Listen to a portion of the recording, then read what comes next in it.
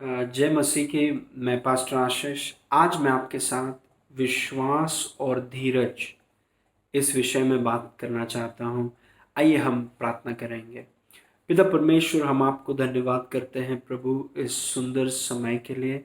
प्रभु, आज आप हमसे बातें करें, प्रकाशन दीजिए और हमें महिमा से महिमा में लेकर चलिए। पिता, हमें जो भी देख रहे हैं और सुन रहे हैं उन्हें आप छूइए पवित्र आत्मा के सामर्थ्य से, और प्रभु आपके नाम की महिमा हो।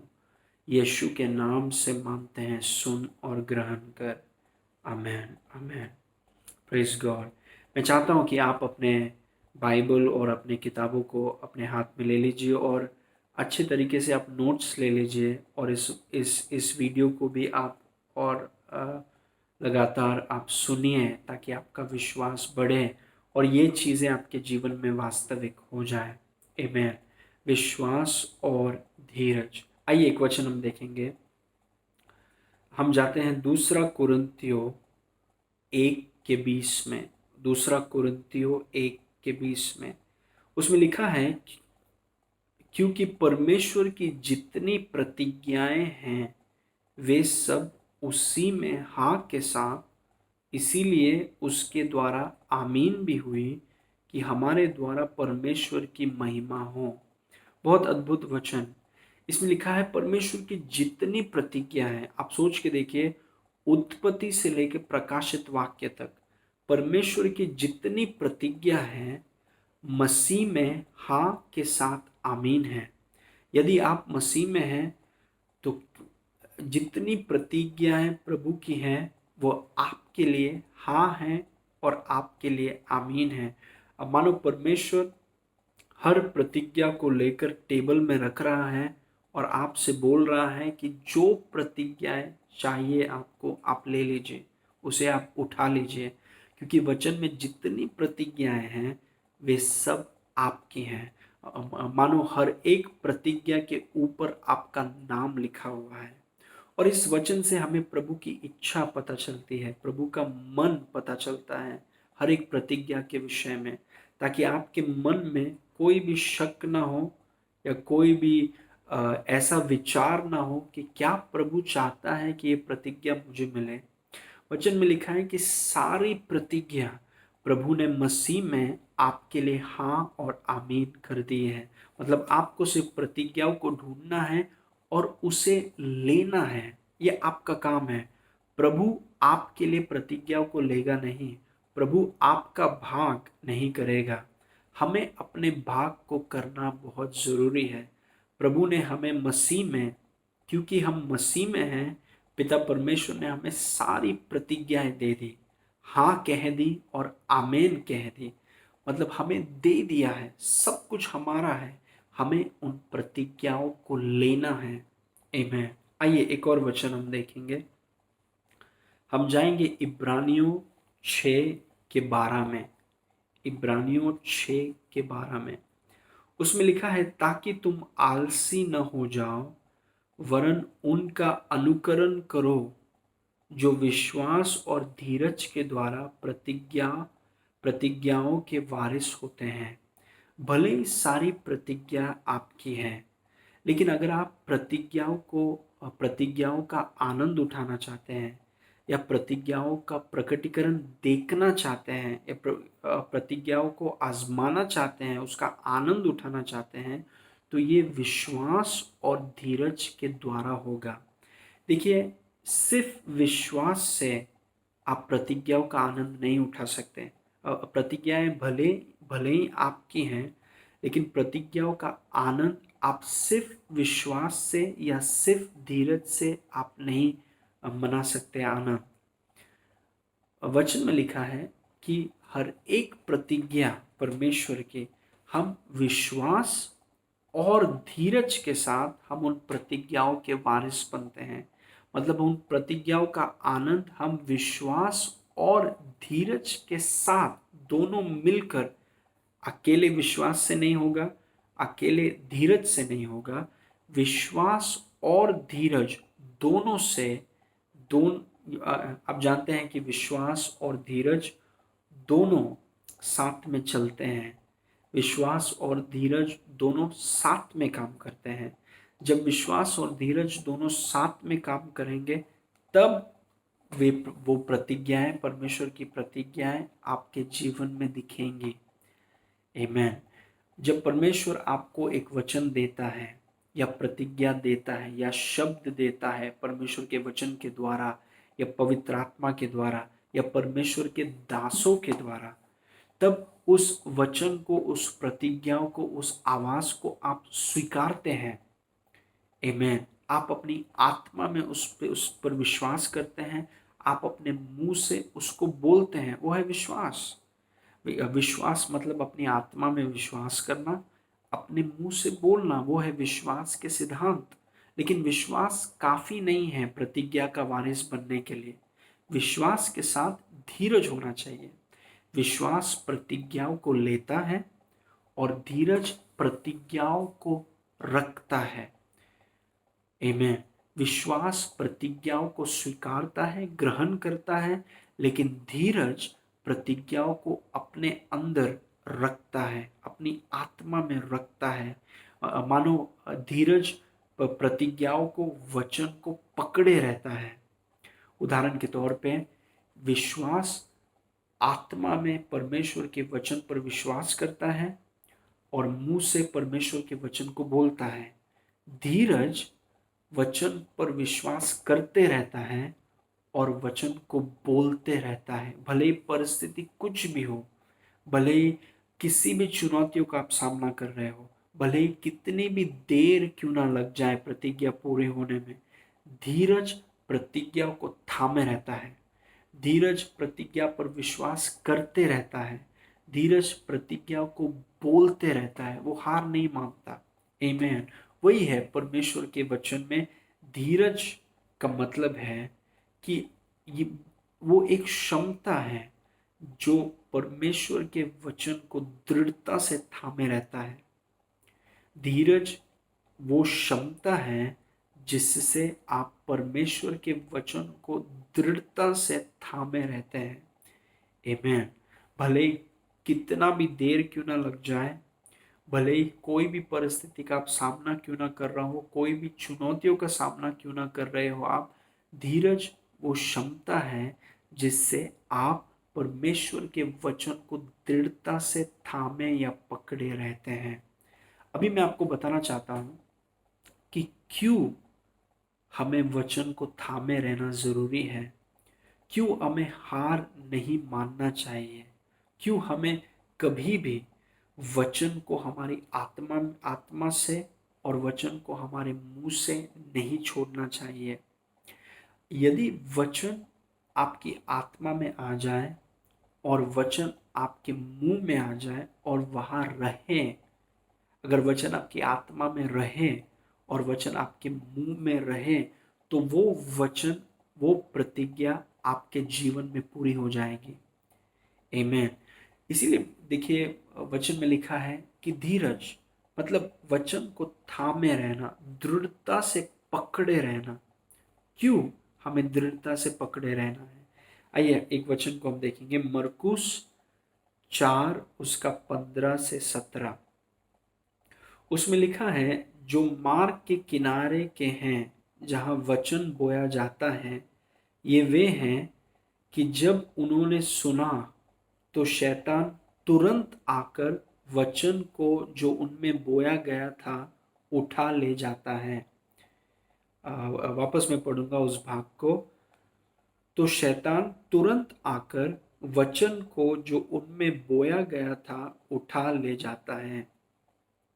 वैसे ही जो पथरीले भूमि पर बोए जाते हैं, ये वे हैं कि जो वचन को सुनकर तुरंत आनंद से ग्रहण कर लेते हैं, परंतु अपने भीतर जड़ न रखने के कारण वे थोड़े ही दिनों के लिए रहते हैं। इसके बाद जब वचन के कारण उन पर क्लेश या उपद्रव होता है तो वे तुरंत ठोकर खाते हैं। आखिरी भाग को मैं वापस पढ़ूंगा। इसके बाद जब वचन के कारण उन पर क्लेश या उपद्रव होता है तो वे तुरंत ठोकर खाते हैं। देखिए ये वचन हमें बताता है कि क्यों धीरज इतना जरूरी है। मैंने आपसे कहा कि विश्वास प्रतिज्ञा या परमेश्वर के वचन को लेता है, लेकिन धीरज परमेश्वर के वचन को थामे रहता है। विश्वास लेता है, धीरज थामे रहता है जब तक प्रतिज्ञा, जब तक परमेश्वर का वचन पूरा ना हो जाए। आमेन। अभी हमने इन वचन में से पढ़ा कि क्यों हमें वचन को थामे रहना, दृढ़ता से थामे रहना चाहिए। क्योंकि वचन में लिखा है कि शैतान तुरंत वचन छीनने का कोशिश करता है। मतलब यदि आपने वचन को थामा नहीं है, अगर यदि आपने वचन को दृढ़ता से पकड़ा नहीं है, तो शैतान वचन को छीन कर लेकर चला जाएगा। और वचन बीज है। अगर शैतान ने वचन को छीन लिया, मतलब उसने बीज को छीन लिया, मतलब आप फलवंत कभी नहीं होंगे, क्योंकि बिना बीज के आप फलवंत हो ही नहीं सकते हैं। इसीलिए आपको वचन को दृढ़ता से पकड़ना बहुत जरूरी है। सिर्फ वचन को ग्रहण ही नहीं करना है, वचन को दृढ़ता से पकड़ना है। क्योंकि कोई है, शैतान, वो चोर है और वो वचन को चुराना चाहता है। वो नहीं चाहता कि आप फलवंत हो, वो नहीं चाहता कि आप प्रभावशाली हो। आमेन। इसीलिए वो वचन को चुराना चाहता है। इसीलिए आपको परमेश्वर के वचन को दृढ़ता से पकड़ना जरूरी है। मौका मत दीजिए शैतान को। वचन, शैतान या किसी भी व्यक्ति को मौका मत दीजिए कि वो वचन को, परमेश्वर की प्रतिज्ञाओं को आपके आत्मा से और आपके मुंह से छीन सके। चाहे कुछ भी हो जाए, आप वचन पर विश्वास करते रहिए। अपनी आत्मा में वचन पर विश्वास करते रहिए। अपने मुंह से उस प्रतिज्ञा, उस वचन को आप बोलते रहिए। शैतान छीनने का कोशिश करे, कितना भी कोशिश करे, आप उसे अवसर या मौका मत दीजिए। आप उस वचन को, उस प्रतिज्ञा को आप दृढ़ता से थामे रहिए। आमीन। यह हमें बताता है कि धीरज कितना जरूरी है। आमीन। Praise God. इसीलिए बहुत विश्वासी, भले ही वो विश्वास से वचन को लेते तो हैं, लेकिन वो वचन को दृढ़ता से पकड़ते नहीं। और क्योंकि वो वचन को दृढ़ता से पकड़ते नहीं, शैतान आसानी से वचन को छीन कर लेकर चले जाता है। और तब विश्वासी परमेश्वर से सवाल पूछते हैं, खुद से सवाल पूछते हैं, दूसरों से सवाल पूछते हैं कि ये परमेश्वर का वचन पूरा क्यों नहीं होता है। जो परमेश्वर ने मुझसे कहा, जो परमेश्वर के दासों के द्वारा मुझसे कहा, वो वचन पूरा क्यों नहीं होता। क्योंकि आप विश्वास तो आप कर रहे हैं, लेकिन धीरज के मामले में आप थोड़ा कमजोर हैं। आपको वचन को दृढ़ता से पकड़ना जरूरी है। अगर आप नहीं पकड़ेंगे तो शैतान उस वचन को छीन कर लेकर चला जाएगा। आमेन। Praise God. दूसरा चीज इस वचन में लिखा है कि वचन के कारण क्लेश और उपद्रव आता है। ये बहुत अद्भुत वास्तविकता है। वचन, मैं वापस बोलूंगा, वचन के कारण क्लेश और उपद्रव आता है। वचन के कारण क्लेश और उपद्रव आता है। क्लेश और उपद्रव का मतलब है दबाव। दबाव, कि लोग दबाव डालते हैं कि उस वचन पर विश्वास मत करो, बंद करो, हार मानो, दे दो उस वचन को, अपने आत्मा से और अपने मुंह से छोड़ दो, हार मानो। लोग दबाव डालते हैं। जब आप परमेश्वर के वचन को, परमेश्वर की प्रतिज्ञा को, जो परमेश्वर ने आपसे कहा है, जब आप उस वचन को अपनी आत्मा में रखते हैं, आत्मा में भरते हैं और अपने मुंह से बोलते हैं, वो वचन क्लेश और उपद्रव, मतलब दबाव को वो आकर्षित करेगा, दबाव को वो लेकर आएगा। ये बहुत जरूरी है। और ये हमें बताता है कि क्यों धीरज जरूरी है। आइए एक और वचन हम देखेंगे और दूसरा तिमुथियस में जाते हैं। दूसरा तिमुथियस 3:12, उसमें लिखा है, पर जितने मसीह यीशु में भक्ति के साथ जीवन बिताना चाहते हैं वे सब सताए जाएंगे। अब वापस मैं पढ़ूंगा। पर जितने मसीह यीशु में भक्ति के साथ जीवन बिताना चाहते हैं वे सब सताए जाएंगे। मतलब आप सोच के देखिए, एक विश्वासी जो वचन पर चलता है, जो वचन को अपनी आत्मा से विश्वास करता है, जो वचन को अपने मुंह से बोलता है, जितने ऐसे विश्वासी हैं, पौलुस बोलता है कि वे सब सताए जाएंगे। मतलब उन सब पर दबाव होगा। मतलब हमें अचंभित होने की जरूरत नहीं है जब हमारे ऊपर दबाव होता है। कई विश्वासी अचंभित हो जाते हैं कि हमारे ऊपर दबाव क्यों हो रहा है। वचन में लिखा है कि परमेश्वर के वचन के कारण क्लेश और उपद्रव होता है। जो ईश्वरीय जीवन जीना चाहते हैं उन पर दबाव होगा। क्यों दबाव होता है? तीन चीज मैं आपको बताना चाहता हूं कि दबाव क्यों होता है। सबसे पहला, दबाव इसीलिए होता है क्योंकि शैतान इस संसार का ईश्वर है।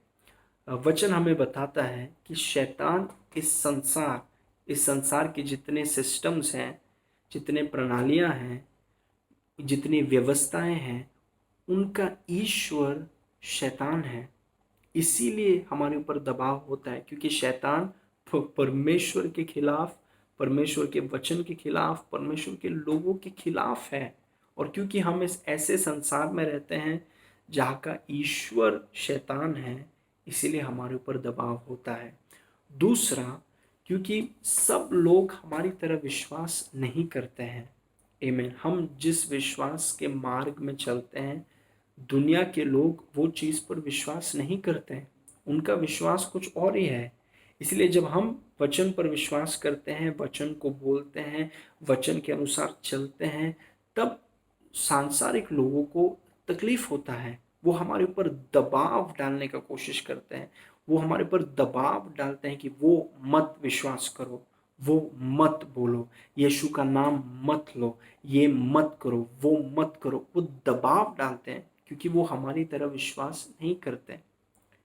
सबसे पहला चीज, क्योंकि इस संसार का ईश्वर शैतान है। दूसरा, सब लोग हमारी तरह विश्वास नहीं करते।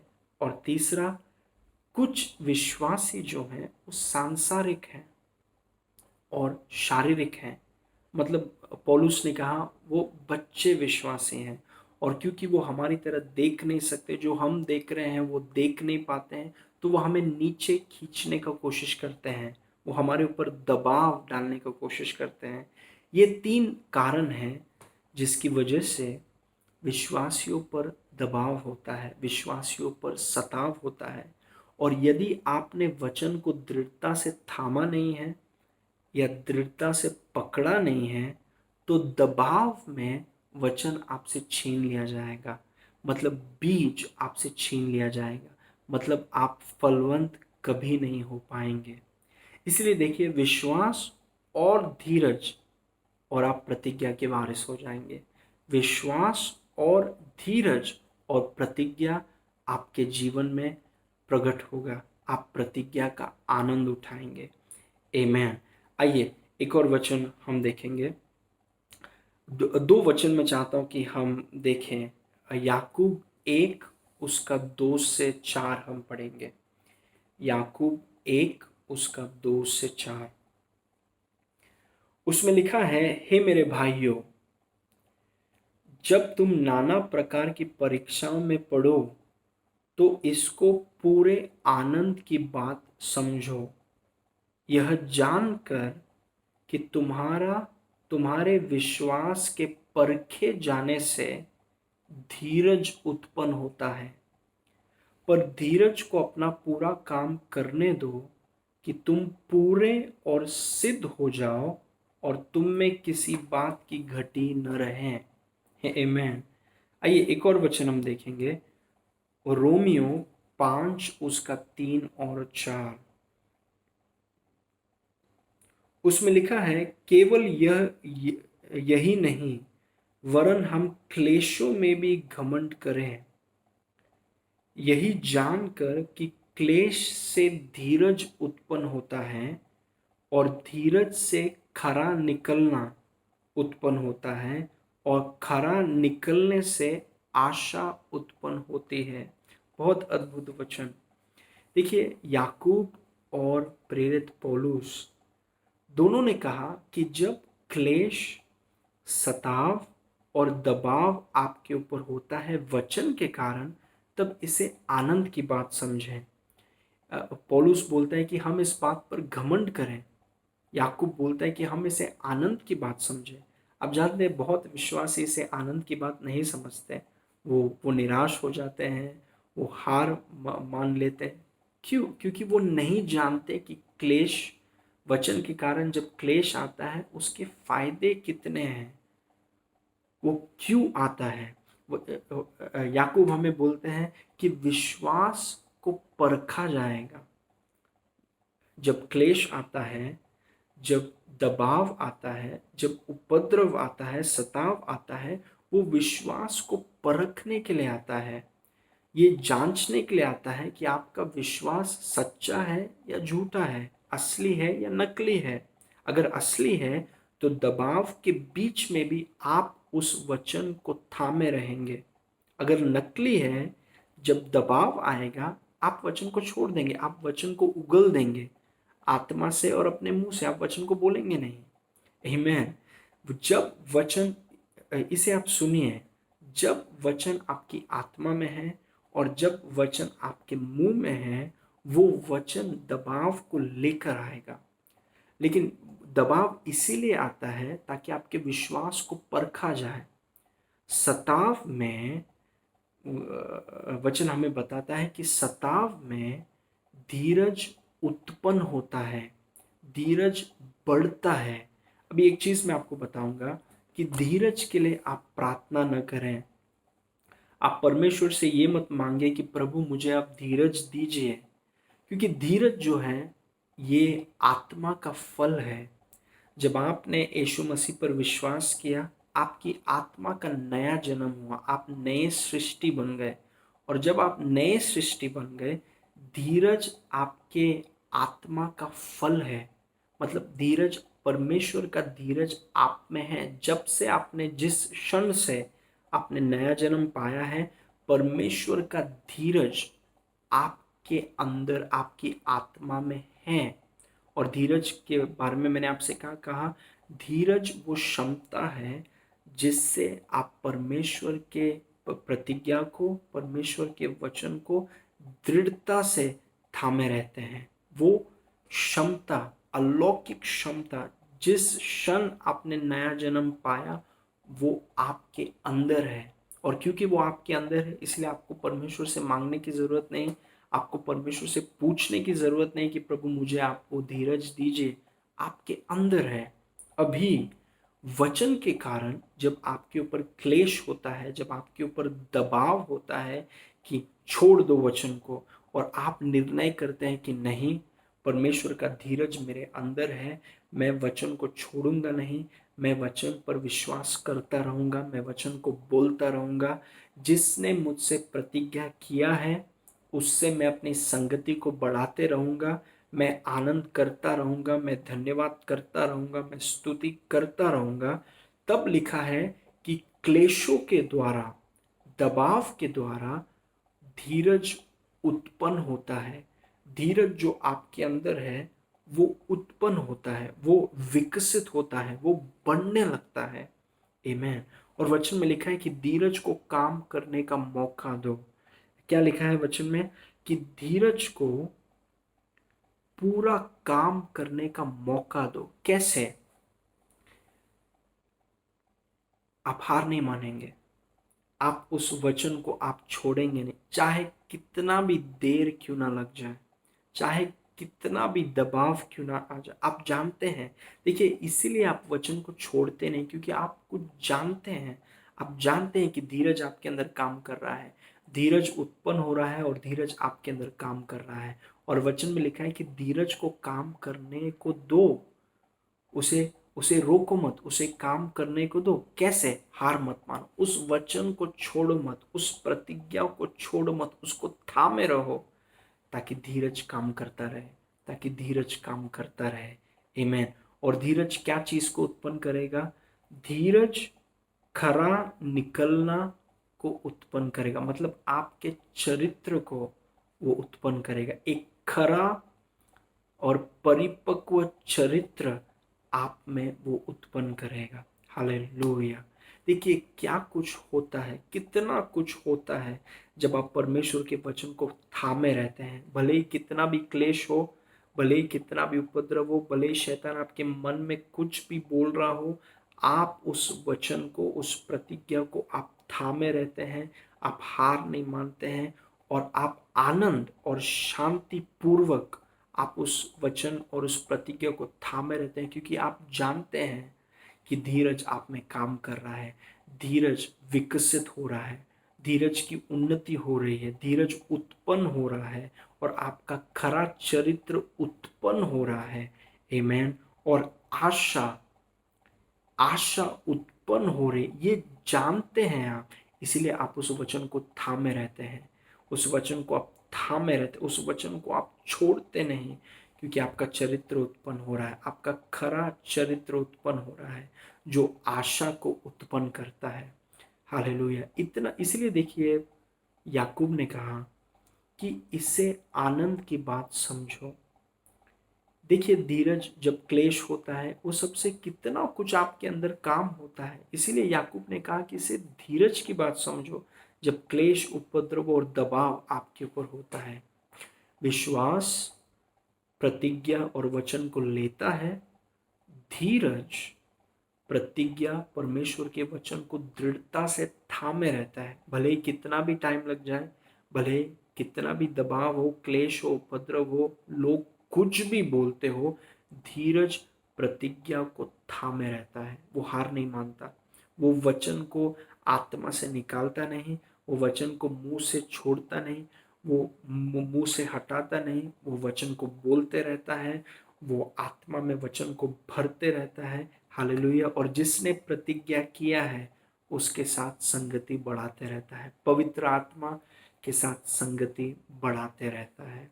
आमेन। Praise God.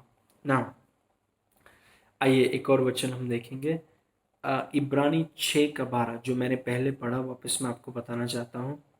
इब्रानी 6:12, उसमें लिखा है, ताकि तुम आलसी न हो जाओ, वरन उनका अनुकरण करो, नकल करो, जो विश्वास और धीरज के द्वारा प्रतिज्ञा के वारिस होते हैं। वचन में लिखा है कि हम उन लोगों की नकल करें, अनुकरण करें, जो लोग विश्वास और धीरज के द्वारा प्रतिज्ञा के वारिस हुए। मैं आपको इब्राहिम के बारे में बताना चाहता हूँ। आप जानते हैं जब इब्राहिम बुजुर्ग हो गए थे, तब परमेश्वर ने उन्हें प्रतिज्ञा दी, और परमेश्वर ने उनसे कहा कि मैं तुझे जातियों का पिता बनाऊंगा।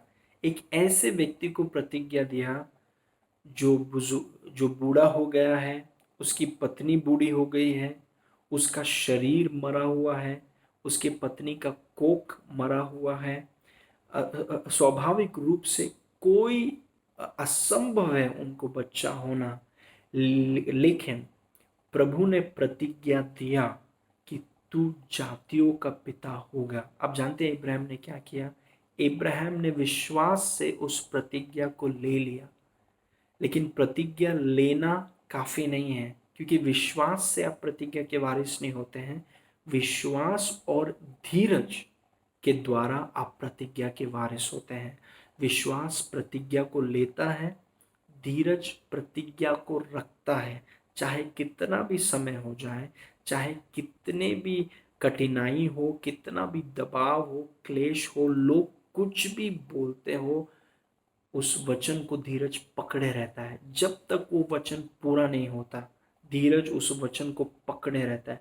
धीरज उस वचन पर विश्वास करते रहता है, उस वचन को बोलते रहता है, स्तुति करते रहता है, धन्यवाद करते रहता है, आनंद करता रहता है, ये जानकर कि जिसने प्रतिज्ञा किया है वो उसे पूरा करेगा। आप जानते हैं इब्राहिम जब उनका शरीर मरा हुआ था, जब उनकी पत्नी का कोख मरा हुआ था, जब कोई संभावना नहीं कि हमें बच्चे हो सकते हैं, तब भी उन क्लेश और उन उपद्रव और उन दबाव के बीच में इब्राहिम ने वचन को छोड़ा नहीं। वो वचन पर विश्वास करते रहा, वो वचन को बोलता रहा। जिसने प्रतिज्ञा किया है उसके साथ संगति को और गहरा करता रहा धीरज के साथ। आमीन। और आप जानते हैं क्या हुआ? इब्राहिम में धीरज उत्पन्न हुआ, विकसित हुआ, और उसमें खरा चरित्र उत्पन्न हुआ, जिससे आशा उत्पन्न हुई और इसहाक का जन्म हुआ, प्रतिज्ञा पूरी हुई। हालेलुया। आज हमारे वचन में बहुत से उदाहरण हैं जो हमें बताते हैं कैसे विश्वास और धीरज के द्वारा लोगों के जीवन में प्रतिज्ञाएं पूरी हुई। आज प्रभु ने शायद आपसे भी कुछ प्रतिज्ञाएं की हैं, प्रभु ने आपसे बातें की हैं, या परमेश्वर का वचन आपके पास है, या परमेश्वर के दासों के द्वारा प्रभु ने आपसे कुछ कहा है। प्रभु उन चीज़ों को आपके जीवन में पूरा करना चाहता है। आप केवल उस पर विश्वास न करें, पर धीरज से उस वचन, उस प्रतिज्ञा, उस शब्द को, उस भविष्यवाणी को आप थामे रहिए। आमीन। उसे बोलते रहिए, उस पर विश्वास करते रहिए, परमेश्वर का धन्यवाद देते रहिए, आनंदित हो जाइए। और जिसने प्रतिज्ञा किया है, पवित्र आत्मा उसके साथ संगति को गहरा कीजिए। जैसा आप करेंगे, धीरज आप में काम करने लगेगा, आप में खरा चरित्र और आशा को उत्पन्न करेगा, और वो प्रतिज्ञा, वो वचन आपके जीवन में पूरा हो जाएगा। ये परमेश्वर का वचन है। आमीन। विश्वास और धीरज, आप प्रतिज्ञा के वारिस बन जाएंगे। आमीन। आइए मैं आपके लिए प्रार्थना करूंगा। पिता परमेश्वर, इस वचन के लिए हम आपको धन्यवाद देते हैं। प्रभु, हर एक व्यक्ति को आप छूइए कि प्रभु विश्वास प्रतिज्ञा को लेता है, लेकिन धीरज प्रतिज्ञा को दृढ़ता से थामे रहता है। भले ही कितना भी समय हो जाए, भले ही कोई भी क्लेश, उपद्रव, दबाव क्यों ना हो, धीरज दृढ़ता से परमेश्वर के वचन को थामे रहता है जब तक वो वचन पूरा ना हो जाए। प्रभु, आपका सामर्थ हर एक व्यक्ति को स्पर्श करे। इसी वक्त आपकी शांति का वो अनुभव करें, और उनके जीवन में प्रभु आपकी प्रतिज्ञाएं पूरी हों, वो फलवंत हों, और प्रभु आप उन्हें इस्तेमाल कीजिए। यीशु के नाम से मांगते हैं, सुन और ग्रहण कर। आमेन। आमेन। प्रभु आपको आशीष करे। मैं बहुत जल्द आपसे मिलूंगा। आमेन।